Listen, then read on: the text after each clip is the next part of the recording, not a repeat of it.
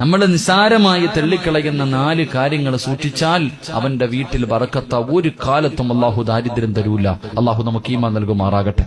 പറഞ്ഞു തരട്ടെ 4 കാര്യങ്ങൾ. 1 ഇൻഷാ അല്ലാഹ് ചെയ്തൂടെ? 1, സുബഹിക്ക് മുമ്പേ എഴുന്നേൽക്കുന്നവൻ അള്ളാഹു ഒരു കാലത്തും ദാരിദ്ര്യം കൊടുക്കില്ല എന്ന് നബി മുഹമ്മദ് മുസ്തഫ. സുബഹിക്ക് ബാങ്ക് വിളിക്കുന്നതിന് മുമ്പേ എഴുന്നേൽക്കുന്ന മനുഷ്യൻ. സുബഹിക്ക് എഴുന്നേക്കുന്നില്ല, പിന്നല്ലേ മുമ്പ്. മനുഷ്യ സുബഹിക്ക് നേരത്തെ എഴുന്നേക്കണം. സുബഹിക്ക് ബാങ്ക് വിളിക്കുന്നതിന് മുമ്പേ എഴുന്നേക്കുന്നവൻ അല്ലാഹുവിന് ദാരിദ്ര്യം കൊടുക്കൂല. ഞാൻ വിശദീകരിക്കുന്നില്ല. 2 ബാങ്ക് വിളിക്കുന്നതിന് മുമ്പേ ഒതുവെടുക്കുന്ന മനുഷ്യൻ. ബാങ്ക് വിളിക്കുന്നതിന് മുമ്പേ ഒതുവെടുക്കുന്ന മനുഷ്യൻ അല്ലാഹു ആ മനുഷ്യന് ദാരിദ്ര്യം കൊടുക്കില്ല എന്ന് നബി മുഹമ്മദ് മുസ്തഫ സല്ലല്ലാഹു അലൈഹി വസല്ലം. 3 സുബഹിക്ക് നേരത്തെ എഴുന്നേറ്റു, ഒതുവെടുത്തു.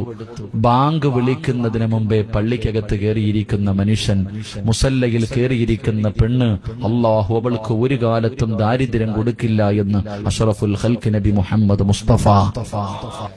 4ാമത്തെ കാര്യം നമുക്ക് ഇത്തിരി കഷ്ടപ്പാടുള്ള കാര്യമാ.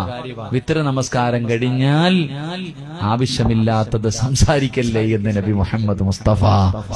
നമസ്കാരം കഴിഞ്ഞ് ഇറങ്ങിയിട്ട് വെളിയിൽ വന്ന് നിന്നിട്ട് വല്ലവന്റെ ഇറച്ചി തന്നെ വീട്ടിൽ പോകാ. നമസ്കാരം കഴിഞ്ഞ് വീട്ടിൽ പോയി